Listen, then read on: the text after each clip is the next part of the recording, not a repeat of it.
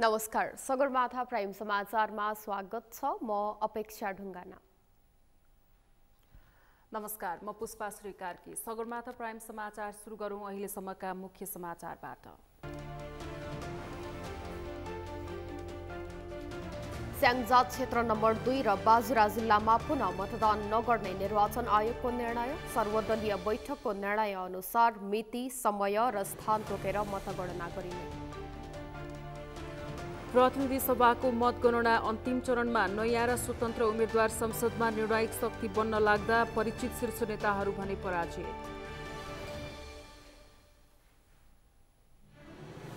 कैलालीमा नागरिक उन्मुक्ति पार्टीको वर्चस्व। स्थापनाको 1 वर्ष नबित्दै कैलालीमा नागरिक उन्मुक्ति पहिलो पार्टी बन्न सफल।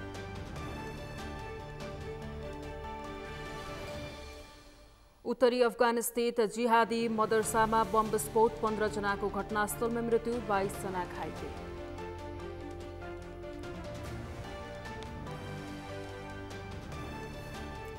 र सुदूरपश्चिम प्रदेश अन्डर-19 राष्ट्रिय क्रिकेट प्रतियोगिताको फाइनलमा प्रवेश। मध्य प्रदेश 7 विकेटले पराजित।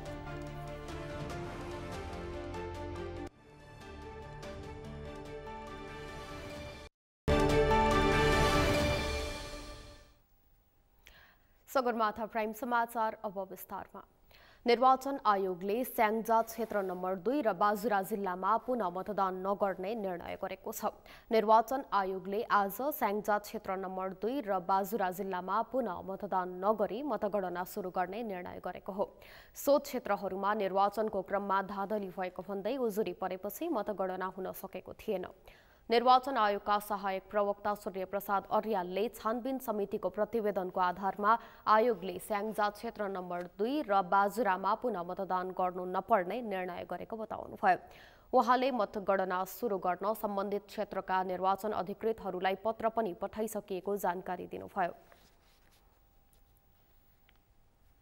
आयोगको निर्णयले छानबिन समितिलाई 12 गतेसम्मको समय दिएको थियो र 12 गते समितिले चाहिँ काम टुङ्गाउन सकेन। 13 गते मात्रै चाहिँ प्रतिवेदन पेश गरेका थिए, भन्दा हिजो पेश गरेका थिए र प्रतिवेदनकै आधारमा चाहिँ आयोगले आज निर्णय गरेका छ। होइन, आयोगले चाहिँ अब छानबिन टोली गठन गरेका थियो। छानबिन टोलीलाई एउटा सीमित समय दिएको थियो, सीमित टिआर दिएको थियो। अब उसले त्यो छोटो समयमा जे जति चाहिँ तथ्य प्रमाणहरू सङ्कलन गर्यो, त्यसको आधारमा उसले विश्लेषण गरेको हो र त्यस आधारमा आयोगले चाहिँ निर्णय गर्यो। उहाँले सम्बन्धित क्षेत्रहरूमा तत्काल सर्वदलीय बैठक बसेर मिति, समय र स्थान तोकेपछि मतगणना सुरु हुने बताउनुभयो। नयाँ संविधान जारी भएपछि सम्पन्न भएको प्रतिनिधि सभाको मतगणना अन्तिम चरणमा पुगेको छ। मत परिणाम केही अनपेक्षित आएको धेरैको विश्लेषण छ। नयाँ र स्वतन्त्र उम्मेद्वार आगामी संसदमा निर्णायक शक्ति बन्न लागेका बेला कतिपय शीर्ष नेताहरू भने पराजित भएका छन्। कतिपय नेताहरू भने 2048 सालदेखि निरन्तर विजय हुँदै आएका छन्। अमृत ढकालको रिपोर्ट। नयाँ संविधान जारी भएपछि दोस्रो पटक सम्पन्न भएको संसदीय निर्वाचनको मतगणना अन्तिम चरणमा पुगेको छ। मंगलबार अपराह्नसम्म सार्वजनिक भएको मत परिणाम भने रोचक देखिएको छ। मत परिणाम केही अनपेक्षित आएको समेत विश्लेषण गरिएको छ। 3 महिना अघि मात्रै दर्ता भएको राष्ट्रिय स्वतन्त्र पार्टी र अब करिब समाप्त भयो भनिएको राप्रपा आगामी संसदको निर्णायक शक्ति बन्ने देखिएको छ। अर्कोतर्फ संघीय लोकतन्त्र स्थापना गर्न आफ्नो ज्यानै दाउमा राख्ने कतिपय नेताहरू भने पराजित भएका छन्। 2048 सालदेखि निरन्तर निर्वाचन लड्दै एक पटक प्रधानमन्त्री समेत भएका नेकपा एकीकृत समाजवादीका सम्मानित नेता झलनाथ खनाल इलाम क्षेत्र नम्बर 1 बाट आफ्नै कार्यकर्ता महेश बस्नेतसँग पराजित भएका छन्। नेपालको वामपन्थी आन्दोलनमा महत्त्वपूर्ण भूमिका निर्वाह गरेका एमाले वरिष्ठ उपाध्यक्ष ईश्वर पोखरेल आफ्नै गढ मानिएको क्षेत्रमा काङ्ग्रेस नेता प्रदीप पौडेलसँग पराजित भएका छन्। नेपालमा गणतन्त्र स्थापना गर्न सबैभन्दा महत्त्वपूर्ण भूमिका खेलेका काङ्ग्रेस नेता कृष्ण सिटौला पनि राजेन्द्र लिङ्गदेनसँग पराजित भएका छन्। 2048 सालदेखि नै निरन्तर निर्वाचन लड्दै आएका जनता प्रगतिशील पार्टीका अध्यक्ष हृदेश त्रिपाठी पनि काङ्ग्रेसका उम्मेद्वार विनोद चौधरीसँग पराजित भएका छन्। 62-63 सालको मधेस आन्दोलनसँगै उदय भएका जसपा अध्यक्ष उपेन्द्र यादव पनि पहिलो पटक निर्वाचन लडेका जनमत पार्टीका अध्यक्ष सीके राउतसँग पराजित भएका छन्। यस्तै बारम्बार निर्वाचित हुँदै मुलुकको उपप्रधानमन्त्री सहित महत्त्वपूर्ण मन्त्रालय सम्हालेका लोसपा वरिष्ठ नेता राजेन्द्र महतो पनि पराजित भएका छन्। पञ्चायती शासन व्यवस्थादेखि नै सत्ताको वरिपरि बस्दै आएका कमल थापा आफ्नै कार्यकर्तासँग पराजित भएका छन्। यो अहिले त अब त दुई तीन महिना यति थुप्रो भइसक्यो, एउटा डुङ्गुर भइसक्यो यो हार्ने नेताहरूको चाहिँ। त्यसैले जनतालाई ज्यादै बढ्ता यिनीहरू चाहिँ नि हेपे। हामी आउँदाखेरि हामी सेवक भनेर आए, हुँदाखेरि हामी राज्य नै गरे यिनीहरूले, राजा नै भए जब राजा हामीले हटाएका थियौँ, यिनी राजा बने। त्यसैले यो सबक सिकेको छ। तर अब अगाडि बढ्दाखेरि केही गरेर जनताको नै सोच, राष्ट्रको सोच गरेर हिँड्यो भने त्यही पनि सप्रे भनेदेखि केही न केही होला। नत्र भने म अहिले प्रेडिक्ट गर्छु 6 महिना 1 वर्ष 1.5 वर्षमा विद्रोह नै हुन्छ। यहाँ यसपालि विद्रोह भयो भनेदेखि त्यो टुङ्गो लाग्ने विद्रोहमा हुन्छ भने मात्रै यी सबै बढाइन्छन्। विगत 30 वर्षदेखि निरन्तर निर्वाचन लड्दै आएका केही अनुहारलाई जनताले विदा गर्दा केहीलाई भने रुचाएको पाइएको छ। 2048 सालदेखि डडेलधुराबाट निरन्तर निर्वाचन जित्दै आएका प्रधानमन्त्री शेरबहादुर देउवाले फेरि पनि चुनाव जितेका छन्। अब बन्ने नयाँ सरकारको पनि प्रधानमन्त्रीका लागि उनी सबैभन्दा बलिया दावेदार हुन्। नेकपा एमालेका अध्यक्ष केपी शर्मा ओली पनि 2048 सालपछिका सबै निर्वाचन लड्दै आएका छन्। 64 सालको निर्वाचनमा मात्रै पराजित भएका उनी पनि अब बन्ने नयाँ प्रधानमन्त्रीका अर्का बलिया दावेदार हुन्। 64 सालको निर्वाचनमा पराजित भए पनि नेकपा एकीकृत समाजवादीका अध्यक्ष माधव कुमार नेपाल पनि प्रजातन्त्र पुनर्स्थापनासँगै भएका सबै निर्वाचनमा उम्मेद्वार बन्दै आएका छन्। माओवादी केन्द्रका अध्यक्ष पुष्पकमल दाहाल गणतन्त्रपछि भएका सबै निर्वाचन जित्दै आएका छन्। नेपाली काङ्ग्रेसका वरिष्ठ नेता रामचन्द्र पौडेल पनि पटक पटक निर्वाचन जित्ने नेता हुन्। यद्यपि यस अघिको संसदीय निर्वाचनमा उनी पराजित भएका थिए। नेपाली काङ्ग्रेसका नेता प्रकाशमान सिंहले 2064 सालपछि काठमाडौँ क्षेत्र नम्बर 1बाट निरन्तर निर्वाचित हुँदै आएका छन्। प्रजातन्त्र पुनर्स्थापनासँगै संसदीय निर्वाचनको स्वाद चाख्दै आएका लोसपा अध्यक्ष महन्त ठाकुर पनि निर्वाचित भएका छन्। एमालेका कृष्ण गोपाल श्रेष्ठले पनि 2048 सालपछिका धेरैजसो निर्वाचन जित्दै आएका छन्। बारम्बार जनताबाट निर्वाचित हुँदै सिंहदरबारदेखि बालुवाटारसम्मको सवारी तय गरेका नेताहरूले भने जनभावना अनुसारको काम नगरेको जानकारहरूको बुझाइ छ। अब यो आशा पलाउने भए त यी भर्खरका युवा शक्तिहरू कसरी यसरी अद्भुत तरिकाले बाहिर चमत्कारी रूपबाट बाहिर देखा पर्दैन थियो। तर अझै पनि मतदाताले केही सङ्कुचित घेरामा चलेको राजनीतिक संस्कृतिले संस्कारले अलिकति गुमराह चलिरहेको छ। अब भन्दै जाँदाखेरि प्रष्ट रूपबाट भनौँ न, शेरबहादुर देउवा 2048 सालदेखि 7औं चोटिसम्म त्यही क्षेत्रबाट निर्वाचित हुँदै आएका व्यक्ति हुन्। उहाँ 5 चोटि होइन, अब सम्भवतः 6 चोटि प्रधानमन्त्री हुने अवसर पनि प्राप्त भएको छ। तर तात्तै बिना त केही भयो त? केही पनि भएन। त्यसो हुँदा अहिले मतदाताहरूको सिफ्टिङ ब्यालेट्स भइराखेको छ भनेपछि अब मतदाताले नयाँ खोजी, नेतृत्वको खोजीमा छ र यीबाट केही पनि भएन भन्ने कारणले यी विगतमा ढिलिमिली गरेका लामो समयसँग दोहोऱ्याएर तेह्र्याएर खाइराखेका व्यक्तिहरूलाई अलिकति बाई गरेका हुन्। केही किसिमको कल्चर सुरु भयो। अब नयाँ सम्भवतः राजनीतिक पार्टीहरू इतिहास सुरु हुन्छ। प्रजातन्त्र पुनर्स्थापनादेखि गणतन्त्र स्थापना भएपछिका सबै निर्वाचन लड्दै र जित्दै आएका कतिपय नेताको यो अन्तिम निर्वाचन हुनेछ। जनतालाई सधैँ आश्वासन मात्रै बाँड्ने तर सिन्को पनि नभाच्ने कतिपय नेतालाई गतिलो झापड यसपालि जनताले दिएका छन्। पुराना नेताको अकर्मण्यताका कारण यसपालिको निर्वाचनमा नयाँ र स्वतन्त्रको उदय भएको छ। त्यसैले नवनिर्वाचित जनप्रतिनिधिलाई आगामी संसदमा सत्ता र स्वार्थभन्दा माथि उठेर काम गर्न जानकारहरूले सुझाव दिएका छन्। सगरमाथा टेलिभिजनका लागि क्यामेरामा प्रताप लामाका साथमा अमृत रकाल, काठमाडौँ। नेपाली कांग्रेसका महामन्त्री गगन कुमार थापाले आफू पार्टी संसदीय दलको निर्वाचनमा केन्द्रित रहेको बताउनु भएको छ। प्रधानमन्त्री बन्ने तयारीमा रहनुभएका महामन्त्री थापाले पार्टी संसदीय दलको नेता चयन प्रक्रियामा आफू लागि परेको बताउनु भएको हो। महिला सुरक्षा दबाव समूह नेपालले आज काठमाडौँमा आयोजना गरेको एक कार्यक्रममा उहाँले मङ्सिर 15 गते शुक्रबारसम्म आफ्नो निर्वाचन क्षेत्रका मतदातालाई धन्यवाद दिने कार्यक्रम रहेको उल्लेख गर्दै त्यसपछि भने सम्पूर्ण रूपमै संसदीय दलको नेता चयन हुने निर्वाचनमा जुट्ने योजनामा आफू रहेको बताउनुभयो। महामन्त्री थापाले केही दिनभित्र नयाँ मन्त्री परिषद बन्ने समेत बताउनुभयो। उहाँले मन्त्री परिषदमा 33% महिला सहभागिता हुने गरी कानून निर्माण गर्न आफू प्रतिबद्ध भएर लागि पर्ने आश्वासन समेत दिनुभयो। समानताको कोणबाट हेर्दै गर्दा संशोधन गर्नुपर्ने विषय रहेछन्। त्यसमा काम गरौँ ल। संशोधन कुन कुन गर्नु भने म अहिले भन्न सक्छु, मन्त्री परिषदमा 33% अनिवार्य महिलाको सहभागिता हुने कानुन हामीले बनाउनै पर्छ। त्यो बनाउनै पर्छ ल। एउटा यो भयो। प्रत्यक्ष निर्वाचन प्रणालीमा पनि 33% 165 निर्वाचन क्षेत्र हो भने कुनै पनि राष्ट्रिय पार्टीले 165 उम्मेदवार दिन्छ भने 33% अनिवार्य महिला दिने कानुन हामीले बनाउनै पर्छ। यो कुरा अहिलेदेखि छलफल गर्दै गयो भने निर्वाचनको बेलासम्म हुन्छ। मैले उदाहरण एउटा दिएँ, चाहे त्यो प्रपर्टी राइटको कुरा हो, चाहे यी कुराहरू हुन्।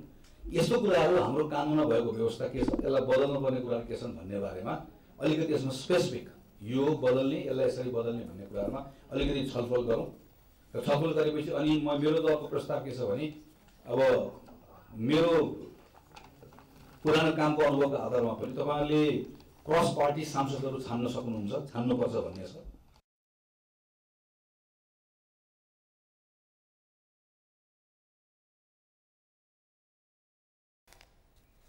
महामन्त्री थापाले सबै राजनीतिक दलहरूले प्रत्यक्षतर्फको निर्वाचनमा पनि 33% महिला अनिवार्य उम्मेद्वार उठाउने पर्ने गरी निर्वाचन कानुन संशोधन गर्ने काममा ढिलाइ गर्न नहुने दोहोर्याउनुभयो। महिलामाथि हुने सबै प्रकारका हिंसा अन्त्यका लागि घर घरमै अभियान सञ्चालन गर्नुपर्ने उहाँको भनाइ थियो।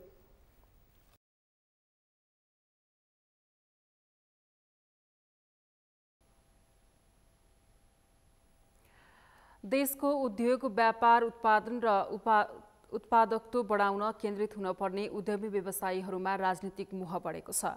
हालै सकिएको प्रतिनिधि तथा प्रदेश सभा निर्वाचनमा निजी क्षेत्रका धेरै उद्योग व्यवसायीहरू निर्वाचित भई संसदको सिट सुरक्षित गरेका छन्। अहिले निजी क्षेत्रका 2 दर्जनभन्दा बढी उद्योगी व्यवसायीहरू सांसद बनेका छन्। व्यवसायीहरूमा राजनीतिको लगाव, सत्ता मोह हो कि देशका लागि केही गर्ने चेतना, त्यो त भविष्यले नै देखाउनेछ। यशोदा भण्डारीको रिपोर्ट। हालै सम्पन्न प्रतिनिधि तथा प्रदेशसभा निर्वाचनबाट विभिन्न उद्योग धन्दा र व्यवसाय सम्हाल्दै आएका 2 दर्जनभन्दा बढी संसदमा प्रवेश भएका छन्। ठूला व्यवसायीहरू राजनीतिक दलका आड पाएर सत्ता वरिपरि रहँदै आएको आम बुझाइ भएको नेपालमा यसपटक जनमत पाएर संसदसम्मै पुगेका छन्। निर्वाचित हुनेमा देशकै धनाढ्य विनोद चौधरीदेखि सुनिल शर्मा हुँदै रघुवीर महासेठसम्म छन्। चौधरी ग्रुप तथा सीजी कम्पनीका अध्यक्ष समेत रहेका नेपालका एकमात्रै डलर अर्बपति चौधरी नवलपरासी पश्चिम 1बाट निर्वाचित भएका छन्। चुनाव लडेका व्यवसायीहरूमध्ये मोहन आचार्य, डाक्टर सुनिल शर्मा, पूर्णबहादुर तामाङ, राजेन्द्र बजगाई, लालप्रसाद सावा लिम्बू, कृष्णकुमार श्रेष्ठ, टेकबहादुर गुरुङ, जुली कुमारी महतो, शिशिर खनाल, भगवती चौधरी, डाक्टर वीरेन्द्र महतो, वसन्त कुमार नेमवाङ लगायतका दर्जनौं व्यवसायीहरू संसदमा पुगेका छन्। उद्योगी, निर्माण व्यवसायी, पर्यटन र सेवा उद्यमी, बैंक, जलविद्युत, चिकित्सा र शिक्षा व्यवसायीसम्म सांसद बनेका छन्। यो पालि उद्योग व्यवसायीहरू संसदमा आउनु सकारात्मक पक्ष रहेको निजी क्षेत्रको भनाइ छ। मुलुकको आर्थिक विकासका लागि नवनिर्वाचित संसदहरूले पूर्ण रूपमा उद्यमी र जनताको पक्षमा काम गर्नेमा ठूला व्यवसायीहरू विश्वस्त छन्। पक्कै पनि यो पटक चाहिँ निजी क्षेत्रका प्रतिनिधिहरू पनि संसदमा उपस्थित हुने भएको छ र उहाँहरूले चाहिँ विशेष गरी यो मुलुकको अर्थतन्त्रको एउटा सकारात्मक पक्ष र चाहिँ एउटा गति लिनको लागि पूर्ण रूपमा संसदमा आम उद्यमी व्यवसायी र जनताको पक्षमा काम गर्नेछ भन्ने कुरा राख्न चाहन्छु। यो निजी क्षेत्रभित्रको के समस्या छ हैन, जस्तो उखान छ नि, सर्पले सर्पको खुट्टा देख्छ भने जस्तै हामीसँग भएको सकारात्मक नकारात्मक के छ कुराहरू उहाँले बुझेको हुन्छ र त्यसलाई चाहिँ एउटा संसदमा सरकारमा गएर चाहिँ यो घचघच्याउने र चाहिँ उद्यमी व्यवसायीको जनताको आवाज उहाँले राख्नेछ।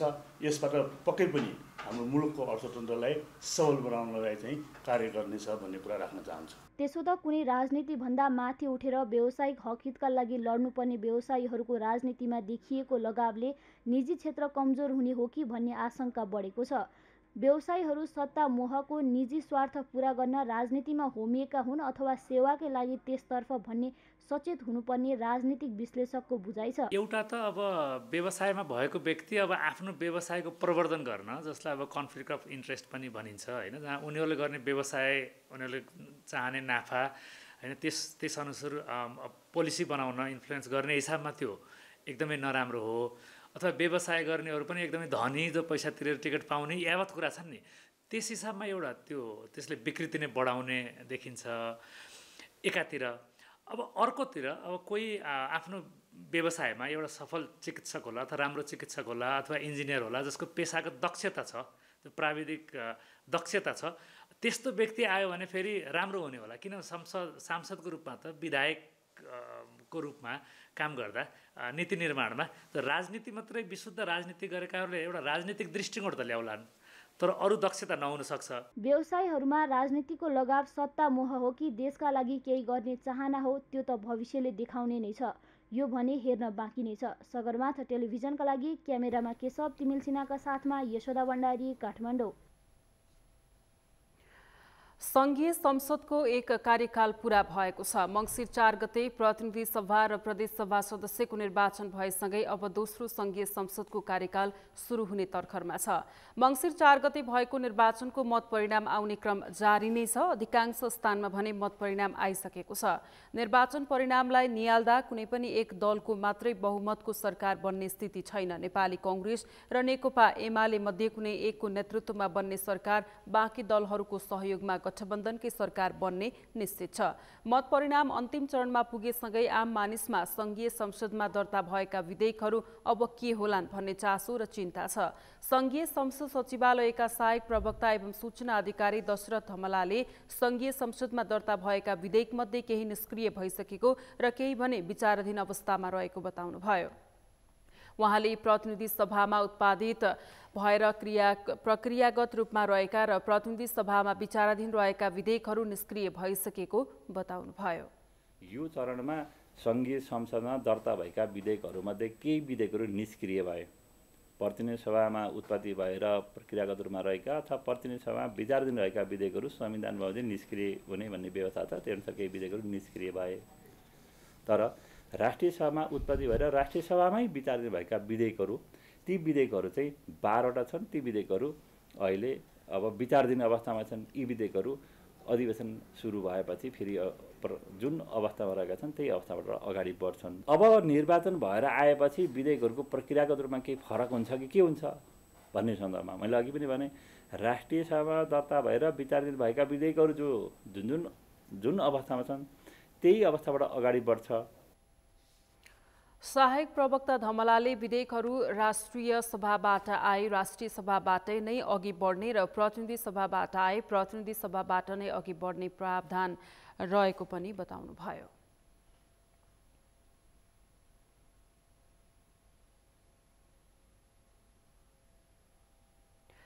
सगरमाथा प्राइम समाचारमा अब पालो विश्रामपछि कैलालीमा नागरिक उन्मुक्ति पार्टीको वर्चस्व स्थापनाको 1 वर्ष नबित्दै कैलालीमा नागरिक उन्मुक्ति पहिलो पार्टी बन्न सफल।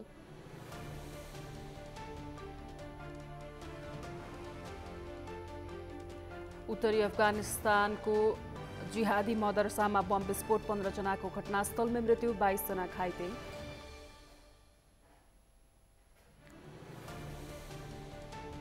र सुदूरपश्चिम प्रदेश अन्डर 19 राष्ट्रिय क्रिकेट प्रतियोगिताको फाइनलमा प्रवेश मध्य प्रदेश 7 विकेटले पराजित।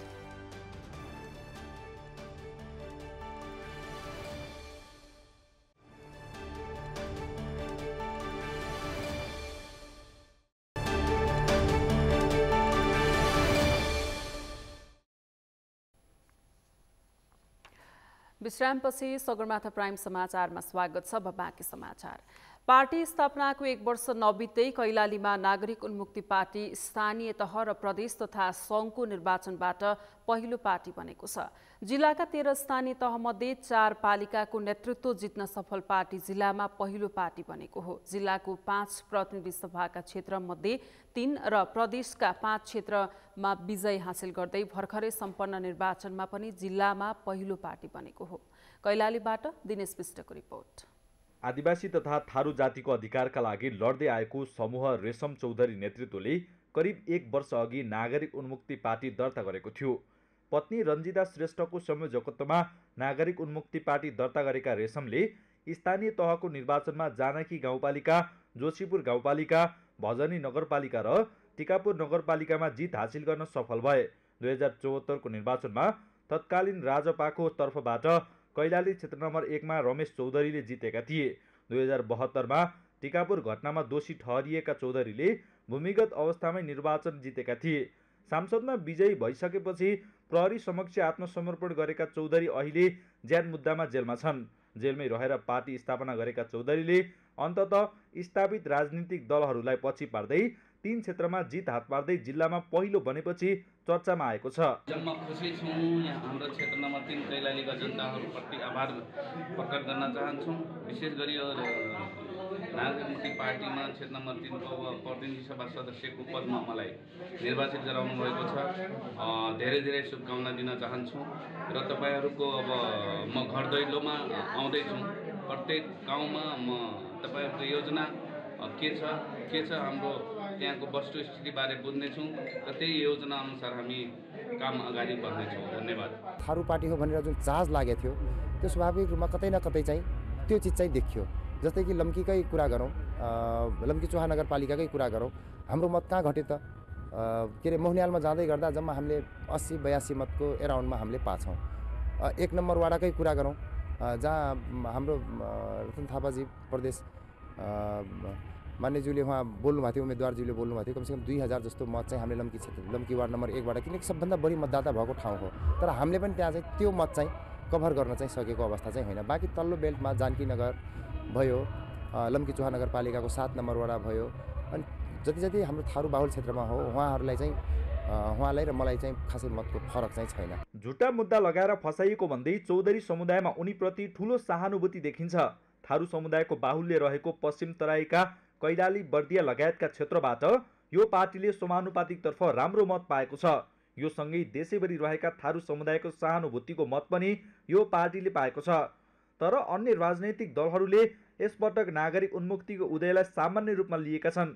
उन्मुक्तिले यो पटक रेशमसँग जोडिएको मुद्दाले थारू पछि परेका जनजातिका मतदातालाई भावनात्मक रूपमा आकर्षित गरे पनि बिस्तारै मधेसवादी दल जस्तो हुने दाबी गरेका छन्। रेशम चौधरीको सवाल छ हैन, टिकापुरको घटना छ, त्यो घटनालाई चाहिँ अलि थारू समुदायले धेरै राम्रोसँग पचाउन सकेको अवस्था छैन। किनभने हामीमाथि चाहिँ दमन भयो, हाम्रा घर चाहिँ पुलिसकै सुरक्षा घेराभित्र गएर जलाइए, हाम्रा चाहिँ सम्पत्तिहरू नष्ट गरिए, तर त्यसको चाहिँ मापन नहुने।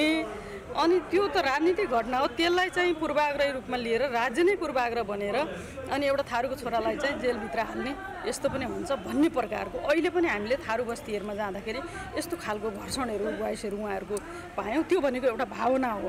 राजनीतिक विश्लेषक भने भर्खरै जन्मेका पार्टीले वर्चस्व जमाउनु भनेको ठूला राजनीतिक दलका लागि चुनौती रहेको बताउँछन्। नागरिक उन्मुक्तिको जितलाई टिकापुर घटनाको मुद्दाले बहुसंख्यक थारू समुदायलाई आकर्षित गरेको भए पनि 100% त्यही मान्न नसकिने विश्लेषक बताउँछन्। विगतमा जति पार्टीहरू छन् ती पार्टीहरूले नागरिकहरूका मूलभूत समस्याहरूलाई पहिचान गरेर सम्बोधन गर्न सकेको अवस्था होइन। त्यसबाट पनि जनताहरू वाक्क बिक्क भएको अवस्था थियो। त्यसबाट नयाँ किसिमले के गर्न सकिन्छ कि, नयाँ पार्टी गठन भयो भने नयाँ किसिमका के भन्दाखेरि उम्मेदवारहरूले जित्यो भने केही हुन्छ कि भन्ने पनि त्यो हो। त्यसको त ज्वलन्त प्रमाण त यहाँ मात्र होइन, यो राष्ट्रिय स्वतन्त्र पार्टी जो छ त्यो आफैमा उदाएन, त्यो कति भएको छ र भने असार साउनतिर कहिले गठन भएको हो। त्यसको पनि हेर्नुहोस् न, काठमाडौँमा अब नपत्याएको किसिमले चाहिँ जित्नुभयो उहाँहरूले, अझै पनि समानुपाती पनि उहाँहरूको सङ्ख्या अझ बढ्दैछ। कैलालीमा नागरिक उन्मुक्तिको उदयले टिकापुर घटनालाई राजनीतिक घटनाका रूपमा लिनुपर्ने दबाव बढेको छ। यसले एकातर्फ सो घटना जातीय आन्दोलन र पुराना प्रतिको वितृष्णाकै कारण उन्मुक्तिले जिल्लामा वर्चस्व जमाएको देखिन्छ। सगरमाथा टेलिभिजनका लागि कैलालीबाट दिनेश विष्टको रिपोर्ट। सुकुम्बासीको समस्या समाधानका लागि सरकारले पटक पटक आयोग गठन गरे पनि यो समस्या अझैसम्म पनि समाधान हुन सकेको छैन।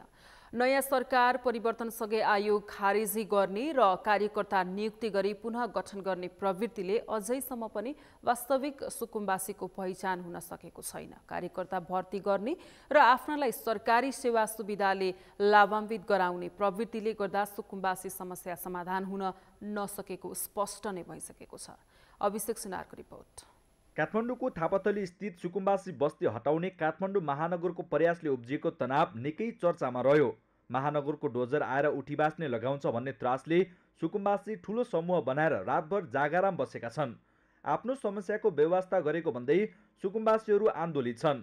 वास्तविक सुकुम्बासी पहिचान गर्ने र स्थानान्तरण गर्ने जिम्मा पाएको राष्ट्रिय भूमि आयोगमा सरकारसँगै हुने पदाधिकारी परिवर्तनले वास्तविक सुकुम्बासी पहिचान नभएको धेरैको गुनासो छ। 2076 चैतमा केपी ओली नेतृत्वको सरकारले भूमिहीन दलित र सुकुम्बासीलाई जग्गा बाँड्न राष्ट्रिय भूमि आयोग गठन गर्यो। देशभर 243 एमाले नेता कार्यकर्ताले सचिव, सहसचिव र उपसचिव सरहको राजनीतिक नियुक्ति गराएर 16 महिनामै 22 करोड सक्यो। तर वास्तविक सुकुम्बासी पहिचानको काम हुन सकेन। काङ्ग्रेस नेतृत्वको 5 दलीय गठबन्धनको सरकार आएपछि त्यो आयोग खारेज गरियो र राष्ट्रिय भूमि आयोग गठन भयो। काम, कर्तव्य, अधिकार र खर्च उस्तै भए पनि आयोगको काम परिवर्तन गरेर सरकारले पुनः आफ्ना कार्यकर्तालाई नियुक्त गर्यो। एउटै काममा प्रयोग हुने विभिन्न सङ्घ सङ्गठनमा आफ्ना कार्यकर्ता भर्ती गराउने यस्ता प्रवृत्तिले गर्दा अझैसम्म पनि सुकुम्बासीको पहिचान हुन नसकेको राजनीतिक विश्लेषकहरूको भनाइ छ। सुकुम्बासी समस्याहरू कस्तो भने राजनीतिक दल र राजनीतिक नेताहरूको यो उनीहरूको स्वार्थको खेलौना बन्यो। जस्तो यो थापाथली अर्थात् यो थापाथली भनेको यो प्रसुति गृहको पछाडिको जुन बागमतीको उकास क्षेत्र छ नि, अहिले सुकुम्बासी बस्ने ठाउँमा त आजभन्दा 50-60 वर्ष अगाडि त बागमती मजासँग बग्थ्यो त। सुकुम्बासी यो कमैया छ नि, हलियाहरूको आयोग मैले धेरै देखेको छु। प्राय त्यस्तै किसिमले बन्यो। अब त्यो किसिमको सोचभन्दा हामी उठेर गऱ्यौँ भने यो कुनै बाबा 200-400 परिवारलाई राम्रो स्थानान्तरण गर्न नसक्ने सरकार व्यवस्था के सरकार के व्यवस्था होला। राष्ट्रिय भूमि आयोगले 671 स्थानीय तहको लगत सङ्कलन गर्दा 50,000 भूमिहीन दलित, 1,07,000 भूमिहीन सुकुम्बासी र 5,29,000 अव्यवस्थित बसोबासी रहेको तथ्याङ्क सार्वजनिक गरेको छ। उनीहरूमध्ये जम्मा 961 जनालाई जग्गादनी पूर्जा वितरण गरेको आयोगको तथ्याङ्क छ। 82 वटा स्थानीय तहको लगत सङ्कलन र पहिचान भएका बाँकी सुकुम्बासीको समस्या समाधान कहिले हुने हो टुङ्गो छैन। आयोग गठन भएको 1 वर्ष हुँदासम्म पनि आयोगले भने जनशक्ति अभाव जस्ता समस्या देखाएको छ। हामीले 600 प्राविधिकहरूबाट प्रारम्भ गर्दाखेरि केही समय लाग्छ, 5-7 वर्षै लाग्छ र हामीले राज्यसँग भनेका थियौँ हामीलाई 3000 प्राविधिक देऊ, हामी 3 वर्षमा सक्छौँ र सरकार त्यतिखेरको सरकारसँग कुरा पनि भएको थियो। अब न सरकार कसरी भन्छ न सरकारसँग पनि अब त्यसरी कुरा मिलेछ भने अलिक चाँडै यो सम्पन्न गर्न सकियो भने सुकुम्बासीको समस्या र अव्यवस्थितको समस्या दुईटै समस्या आफ्नो ठाउँमा आफ्नै महत्त्वका छन्। त्यो दुईटै समस्या समाधान गर्न सकिन्छ। यसका लागि अहिलेकै हाम्रो साधन स्रोतले चाहिँ 6-7 वर्ष लाग्छ, तर यतिले हुँदैन। हाम्रो ऐनले हामीलाई 3 वर्षको अवधि दिएको छ, 1 वर्ष लगभग बितायौँ भने अब 2 वर्षको अवधिमा सक्ने हो भने हामीलाई अहिलेको हाम्रो साधन स्रोत संसाधन चाहिँ हामीलाई चाहिँ नै तेब्बर गर्न जरुरी छ। हरेक पटक गठन हुने आयोग भूमिहीन दलित र सुकुम्बासीलाई जग्गा बाँड्न होइन, राजनीतिक लाभ हानिको जोड घटाउको साध्य मात्रै बनेका छन्। यी आयोगमा अहिलेसम्म 21 जना अध्यक्ष बनिसकेका छन्। नयाँ सरकार आउने बित्तिकै आयोग गठन गर्ने र आफ्ना कार्यकर्ता भर्ती गर्ने प्रवृत्तिले सुकुम्बासीको समस्या जिउका तिउ छ। कार्यकर्ता भर्ती भन्दा समस्या समाधानतर्फ सरकार गम्भीर हुन आवश्यक देखिएको छ। सगरमाथा टेलिभिजनका लागि क्यामेरामा प्रताप लामा र सन्तोष अङ्कितका साथ अभिषेक सुनार, काठमाडौँ। सामाजिक अभियन्ता तेजराज भुजेलले काठमाडौँ महानगरपालिकाका मेयरमाथि प्रहार नगर्न ठूला दलहरूलाई चेतावनी दिएका छन्। सुकुम्बासी आन्दोलनका विषयमा समाज विभाजित बनेका बेला अभियन्ता भुजेलले सुकुम्बासीका नाममा हुकुमबासीले काठमाडौँको सरकारी जग्गा हडप्न खोजेको प्रतिक्रिया दिएका हुन्। आज पत्रकार सम्मेलनको आयोजना गर्दै उनले ठूला दलले काठमाडौँ महानगरपालिकाका मेयर बालेन्द्र शाह र राष्ट्रिय सेवक कर्मचारीलाई नियोजित रूपमा प्रहार गरेको भन्दै यसो नगर्न चेतावनी दिएका छन्।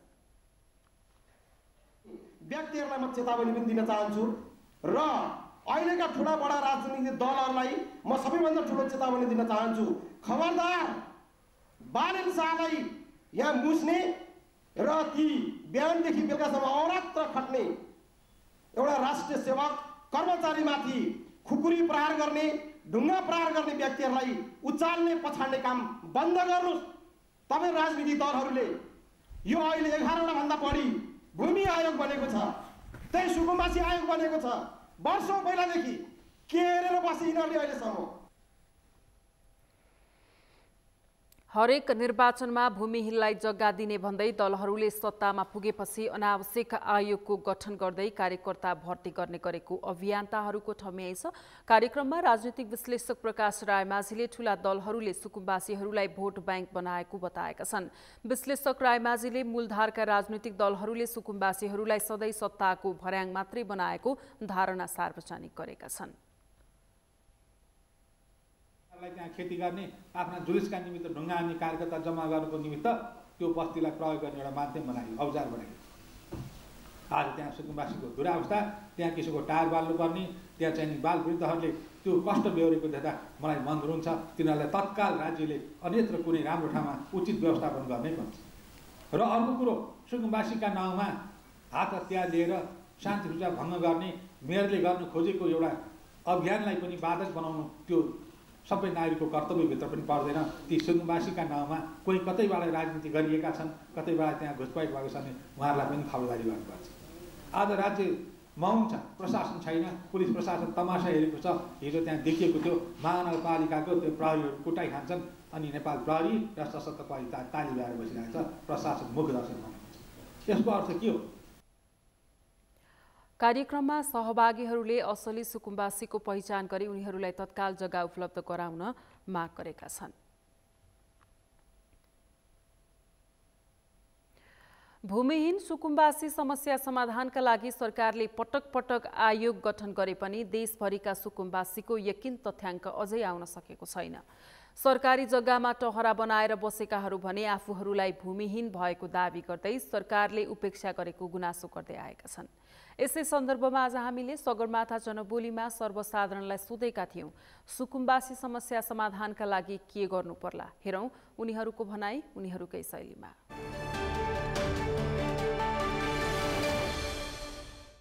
अहिलेको जुन यो तोडफोड चलिरहेछ नि, यसमा चाहिँ नि अब यस्तो चाहिँ गर्न नहुने हो। खासमा अब सरकारसँग यति धेरै सरकारी जग्गाहरू छ नि, यो जग्गाहरू अलिकति यसो म्यानेज गरेर त्यो जनताहरूलाई लगेर कतै सारेर त्यसपछि चाहिँ के गर्दा हुन्थ्यो क्या। यो हतार हतार यस्तो यो तोडफोड गरेर यो अब जुन जनताहरू हुनुहुन्छ नि हाम्रो सुकुम्बासीहरू, उहाँहरूले पनि यस्तो गर्नु हुन्थेन क्या। समानताले एउटा कुरामा ठाउँमा बसेर राम्रोसँग सल्लाह गरेर चाहिँ यो गर्नुपर्ने हो। यो सुकुम्बासी समस्या यो अहिले तत्काल आएको समस्या होइन, यो धेरै अगाडिदेखिको समस्या हो। यसले राज्यले चाहिँ यो सुकुम्बासीहरूलाई उचित किसिमको व्यवस्थापन गर्न पहिलो नम्बरमा त स्थानीय सरकारसँग कोअर्डिनेसन गर्ने, स्थानीय सरकारलाई त्यसको लगत सङ्कलन गर्ने, वास्तविक सुकुम्बासी को हो त्यो वास्तविक सुकुम्बासीलाई पहिचान गरेर तिनीहरूलाई उचित किसिमले भूमि आयोगले लाल पूर्जा दिएर जो हुकुमवासीहरू अहिले रहेका छन् ती हुकुमवासीहरूलाई त्यहाँबाट निश्चित रूपमा हटाउनुपर्छ। सुकुम्बासी समस्याको समाधान गर्नको लागि मेन त वास्तविक सुकुम्बासी को हुन्, को सुकुम्बासी होइन भन्ने कुराहरू छुट्याउनु पर्यो। त्यो नछुट्याइकन गोलमटोल अहिले किसिमको कारबाही जस्तो डोजर चलाउने जस्तो हामीले सुनेका छौँ। यो चाहिँ अलिकति ठिक भएन कि जस्तो लागिरहेछ। यो सुकुम्बासी समस्या समाधान गर्न वास्तविक सुकुम्बासीहरूको लगत तयार गर्ने, तिनीहरूसँग चाहिँ छानबिन गर्ने, त्यो गरेर मात्र अगाडि बढ्नुपर्छ। एउटा व्यक्ति एउटा संस्थाले भन्दा पनि यो चाहिँ राष्ट्रले हेर्नुपर्ने चिज हो होइन।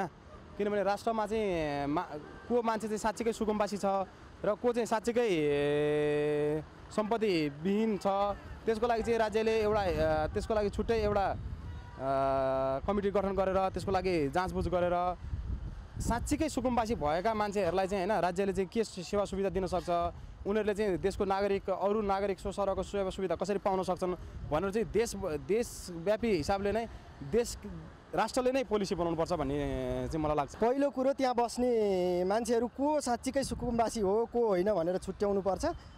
अनि त्यसपछि साँच्चीकै सुकुम्बासी भएको व्यक्तिहरूलाई चाहिँ व्यवस्थापन गर्नुपर्छ, उनीहरूलाई बस्ने ठाउँ दिनुपर्छ। र अब त्यो जो चाहिँ जस्तो त्यहाँ जग्गा पाइन्छ सहरमा भनेर बाहिर फेरो घर जग्गा भएर पनि अनि कमाउन सक्ने भएर पनि त्यहाँ कुरेर बसेका छन्, उनीहरूलाई चाहिँ हटाउनुपर्छ त्यहाँबाट।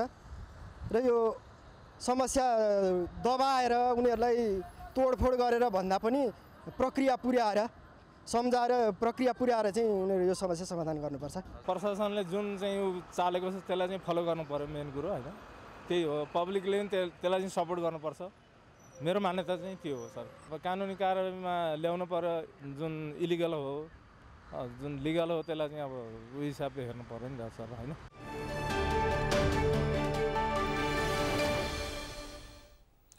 मुलुकभर लैङ्गिक हिंसा विरुद्धको 16 दिने अभियान सञ्चालन भइरहेका बेला बर्दियामा आपराधिक घटना घटेको छ। जिल्लाको सदरमुकाम गुलरिया नगरपालिका वडा नम्बर 1 मा यो घटना घटेको हो। 30 वर्षीय श्रीमानले मादक पदार्थ सेवन गरी गर्भवती श्रीमतीको हत्या गरेका छन्। बर्दियाबाट मुरली गोडियाको रिपोर्ट। गुलरिया नगरपालिका वडा नम्बर 1 मा आफ्नै श्रीमतीलाई श्रीमानले हत्या गरेको आरोपमा श्रीमान पक्राउ परेका छन्। 26 वर्षीय मनकला बस्नेतलाई 30 वर्षीय बोधराज बस्नेतले कुटपिट गरेका थिए। माइतीतर्फको आफन्तको विवाहका लागि घरबाट निस्किएकी श्रीमतीलाई बाटोमै कुटपिट गरेका थिए। कुटपिटबाट घाइते भएकी मनकलाको अस्पताल लाने क्रममा मृत्यु भएको हो। उतार सरासर पोयाएर आएर झमाझमान्यो, हातले हान्यो, 2-3 चोटि हातले हान्यो। त्यहाँबाट आएर बस्यो तिनी बसेर त्यहाँ लात्तले अनि 2-3 लात्तले हानेकान्। अझ मम्मी भने त्यति भने त्यहाँ उहाँ दगुर्नु भयो, फुप चाहिँ दगुर्नु भयो, दगुर्दा पिस्यो। त्यो अनि बेहोस भएको थियो। घर ल्याएर अनि हस्पिटलमा लैजाँदा त हस्पिटलमा अनि त्यस्तो रहेन छन् मान्छे, त्यसलाई कारबाही गर्नै पर्छ। त्यसलाई अरू जनता पनि अरू आइएमहरू पनि मर्छन् होला त्यस्तो गरी नुग्ने मार्छ। असर कोही पनि असर यस्तो भएको कोही पनि सुनेको थिएन। हामीले नुग्ने मारेको छन्, मारेको थकातिरहरूले यस्तो घटना भइसक्यो। मेरो नाम बिमला हो, बिमला पुरा मगर। बिमला बुढा मगर। हजुर, असम्म घटना असम्म कोही थाहा थिएन हामीले यस्तो भएको। यहीँ भइछ आज 81 हो 11 गते। श्रीमतीको हत्या गरेको आरोपमा श्रीमान बोधराजलाई आइतबार पक्राउ गरेको छ। 6 महिनाको गर्भवती समेत रहेकी मनकलासँगै बच्चाको ज्यान गएको छ। बोधराजमाथि आफ्नै श्रीमतीलाई कुटपिट गरी हत्या गरेको आरोप छ। श्रीमानले मादक पदार्थ सेवन समेत गरेको प्रहरीको प्रारम्भिक अनुसन्धानबाट खुलेको प्रहरीले जनाएको छ। हाम्रो यो बर्दिया गुलरिया नगरपालिका वडा नम्बर 1 को 15 नम्बर गाउँ बस्ने वर्ष 26 की नानकला बस्नेतलाई निजकै श्रीमान वर्ष 27 को बोधराज बस्नेतले शरीरको विभिन्न भागमा चाहिँ लात मुक्काले प्रहार गर्दाखेरि निज घाइते भई उपचारको लागि चाहिँ गुलरिया अस्पताल ल्याउँदै गर्दा हस्पिटलमा पुगिसकेपछि डाक्टरले चाहिँ बाटोमै मृत्यु भइसकेको भनेर ब्लड डेथ डिक्लेयर गरेको अवस्था रहेको छ। र त्यसमा चाहिँ सोही दिन 6 बजे बेलुका चाहिँ उसको श्रीमानलाई चाहिँ हामीले नियन्त्रणमा लिइसकेका छौँ र निजलाई चाहिँ अहिले सम्मानित जिल्ला अदालत बर्दियाबाट कर्तव्य जान शीर्षकमा चाहिँ म्याद थप भएर अनुसन्धानको क्रममा हाम्रो हिरासतमा राखिएको छ। र यो घटनाका सम्बन्धमा चाहिँ हाम्रो अनुसन्धान अधिकृतबाट चाहिँ विस्तृत रूपमा अनुसन्धान भइसकेपछि हामी यसलाई एउटा निष्कर्षमा पुर्याएर सम्मानित अदालतमा पेश गर्नेछौँ। महिलाको मृत्युपछि घर परिवारसँगै उनका छिमेक शोकमा डुबेको छ। मनकलाको 7 वर्षको एक छोरा पनि छन्। छोरीको हत्या गर्नेलाई कानुन अनुसार कडा कारबाही गर्नुपर्ने मृतकका माइती पक्षको माग गरेका छन्। आएर 81 टाउकोमा हानेपछि ऊ पल्टेपछि त्यहाँ लात्तीले हानेर अनि बेहोस बनाएपछि मोटरसाइकलमा लादेर आफ्नो फुपू घरमा ल्याए। त्यहाँबाट ल्याइसकेपछि भिडियो त्यो ल्याइसकेपछि अटो बनाएर गुलेर लग्दै बाटोमा मृत्यु भयो। मृत्यु त्यही पनि अब बच्चा अनि बच्चा मऱ्यो भनेर अनि मरेछ। अनि ज्यान केही हुन्न भनेर बहिनीले जाने अस्पतालसँग पुर्याइ अनि त्यो केटोलाई केटोसहित केटो अस्पतालमा पक्रा खायो। अनि त्यसको 6 वर्षको बच्चा छ, त्यो बच्चालाई स्याहार सुसार गरिदिनु पर्यो। नेपालमा यति बेला लैङ्गिक हिंसा विरुद्धको 16 दिने सचेतना अभियान चलिरहेको छ। तर अभियानकै बेला यसरी महिलामाथि कुटपिट गर्दै हत्याको घटनासम्म हुनुले समाजमा हिंसा अन्त्य गरौँ तथा निराकरण गर्ने अभियानहरूलाई समेत चुनौती बनेको देखिएको छ। सगरमाथा टेलिभिजनका लागि बर्दियाबाट मुरली गोडियाको रिपोर्ट। 30औं अन्तर्राष्ट्रिय महिला हिंसा अन्त्य दिवस मनाइरहँदा पनि नेपालमा महिला हिंसाको अवस्था झन्झनै बढ्दो छ। जनचेतनाको कमी, दाइजो, मानसिक यातना जस्ता महिला हिंसाका घटना वर्षेनी सयौं संख्यामा सार्वजनिक हुने गरेका छन्। महिला हिंसा विरुद्ध बनेका विभिन्न कानूनको फित्तलो कार्यान्वयन नै हिंसा अन्त्यको प्रमुख बाधक मानिएको छ। मेनुका लम्सालको रिपोर्ट। प्रत्येक वर्ष नोभेम्बर 25 देखि डिसेम्बर 10 सम्म विश्वभरि नै लैंगिक हिंसा विरुद्ध 16 दिने अभियान चलाइन्छ। यस वर्ष पनि शुक्रबारदेखि 16 दिने अभियान सहित देशैभर विविध कार्यक्रम गरेर 30औं अन्तर्राष्ट्रिय महिला हिंसा अन्त्य दिवस मनाइँदैछ। यसपालिको नारा सभ्य समाजको पहिचान लैंगिक हिंसा विरुद्धको अभियान भन्ने रहेको छ। दिवसको अवसरमा विभिन्न सरकारी तथा गैर सरकारी संस्थाले महिला अधिकार र हिंसा अन्त्यका लागि 16 दिने अभियान थालेका छन्। तर अझै पनि महिला हिंसाका घटनाहरू कम हुन भनिसकेका छैनन्।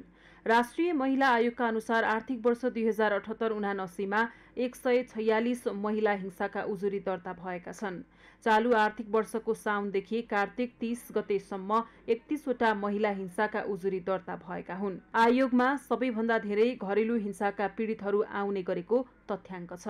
लभ म्यारेज गर्ने अनि त्यसपछि उनीहरूको गरिसकेपछि कुरा नमिल्ने है, अनि बिहा गरिदिने के बिहा दर्ता के अरे नागरिकता नबनाइदिने, बिहा दर्ता नगरिदिने, घर परिवारले एक्सेप्ट नगर्ने, अनि त्यसपछि दाइजो ल्याएन भनेर एक्सेप्ट गर्यो भने पनि उनीहरूलाई मानसिक आर्थिक लगायतका तनावहरू दिने, यस्तो किसिमको आउँछन्। नेपालमा मानसिक यातना, कुटपिट, चरित्र हत्या, आर्थिक यातना, यौन दुर्व्यवहार, दाइजो सम्बन्धी महिला हिंसा बढी हुने गरेका छन्। महिला हिंसा घरभित्र मात्रै नभई विभिन्न क्षेत्रमा हुने गरेको महिला अधिकार कर्मीहरू बताउँछन्। हिंसा सम्बन्धी पर्याप्त कानून भए पनि कार्यान्वयनको पक्ष फितलो हुँदा महिलाहरूको हिंसा कम हुन नसकेको अधिकार कर्मीहरूको भनाइ छ। हैन, राज्यको कानुन छ हैन, तर हाम्रो समस्या चाहिँ के हो भन्दाखेरि त सबै क्षेत्रको समस्या के हो नि कार्यान्वयनमा चाहिँ समस्या हो कि कानुन छ तर कानुनमा चलखेल हुन्छ हैन। भएको कानुन पनि पर्याप्त छ छैन त्यो त अर्कै बहसको कुरा होला, तर भएको कानुन पनि के हुन्छ भन्दाखेरि त्यसमा चाहिँ राम्ररी कार्यान्वयन हुँदैन कि, र जस्तो मलाई लाग्छ त्यो कार्यान्वयन गर्न चाहिँ हामीले बढी जोड दिनुपर्छ जस्तो लाग्छ मलाई। हामीले जुन अनुसन्धान गरेका छौँ नि त्यसमा पनि कस्तो खालको कुरा आछ भन्दाखेरि अधिकांश महिला जति हाम्रो रेस्पोन्डेन्ट हुन्छ 91%, 91%ले चाहिँ राजनीतिमै हिंसा हुन्छ भनेर भन्नुभएको छ होइन। त्यसमा पनि अझै गरी विशेष चाहिँ हाम्रो सहकर्मीबाटै हिंसा हुन्छ है त भने जस्तो कुरा आएको छ। अब यस्तो अवस्थामा भन्नुपर्दा चाहिँ देशको अवस्था एकदम नाजुक देखिन्छ कि अब जहाँ चाहिँ राज्य संयन्त्रमा चाहिँ जहाँ चाहिँ महिलाहरूको पहुँच हुनुपर्ने ठाउँमा नै उहाँहरूमाथि हिंसा भएको देखिन्छ भने चाहिँ अब देशलाई चाहिँ कसरी लिन सकिन्छ भन्दा अझै त्यो सम्भव चेन्ज आउन चाहिँ एकदम टाइम लाग्छ है भन्ने कुरा छ। तर त्यो हुँदाहुँदै पनि चेन्ज आइरहेको छ क्या, हिंसा छ भनेर चेन्ज नआएको होइन, तर त्यो हुँदाहुँदै चेन्जेस चाहिँ आइरहेको छ। तर हामीलाई त्यो पुरै रूपमा त्यहाँ आइपुग्न चाहिँ अलिक टाइम चाहिँ लाग्ने देखिन्छ। महिला हिंसा अन्त्य गर्नकै लागि नेपालमा राज्यसँगै विभिन्न सरकारी र गैर सरकारी संस्थाहरू छन्। सरकारले लाखौं खर्च पनि गर्छ, तर सोचे अनुरूप सुधार हुन सकेको छैन। महिला हिंसा अन्त्य गर्ने नारा दिवसमै सीमित नहोस्। सगरमाथा टेलिभिजनका लागि क्यामेरामा मिनबहादुर खत्रीका साथमा मेनुका लम्साल, काठमाडौँ। समाचारमा पालो भएको छ विश्रामको। विश्रामपछि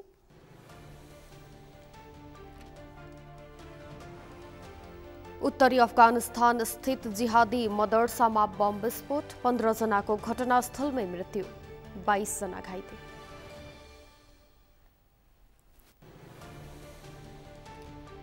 र सुदूरपश्चिम प्रदेश अन्डर 19 राष्ट्रिय क्रिकेट प्रतियोगिताको फाइनलमा प्रवेश, मध्य प्रदेश 7 विकेटले पराजित।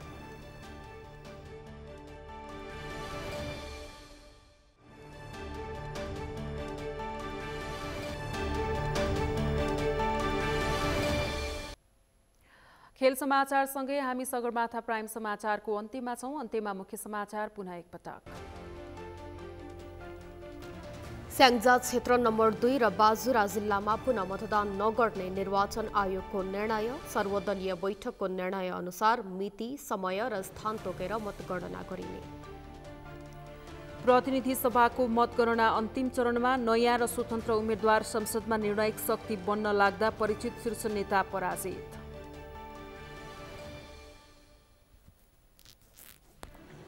कैलालीमा नागरिक उन्मुक्ति पार्टीको वर्चस्व। स्थापनाको 1 वर्ष नबित्दै कैलालीमा नागरिक उन्मुक्ति पहिलो पार्टी बन्न सफल। उत्तरी अफगानिस्तान स्थित जिहादी मदरसामा बम विस्फोट, 15 जनाको घटनास्थलमा मृत्यु, 22 जना घाइते।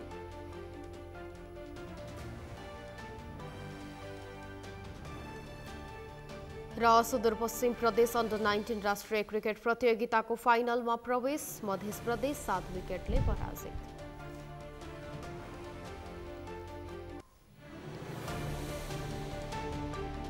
हवस् त सगरमाथा प्राइम समाचार अहिलेलाई सकियो। तपाईँ समाचार बुलेटिनका साथै सगरमाथा टेलिभिजनका सम्पूर्ण कार्यक्रम www.sagarmatha.tv मा पनि पढ्न र हेर्न सक्नुहुनेछ। साथै युट्युबमा youtube.com/sagarmatha TV नेपालमा हेर्न सक्नुहुनेछ। तपाईँ हामीलाई फेसबुकमा पनि facebook.com/stv नेपालमा फलो गर्न सक्नुहुनेछ। समाचारको शिखर नेपालको गौरव नेपालको पहिलो न्युज च्यानल सगरमाथा टेलिभिजन हेर्दै गर्नुहोला। नमस्कार।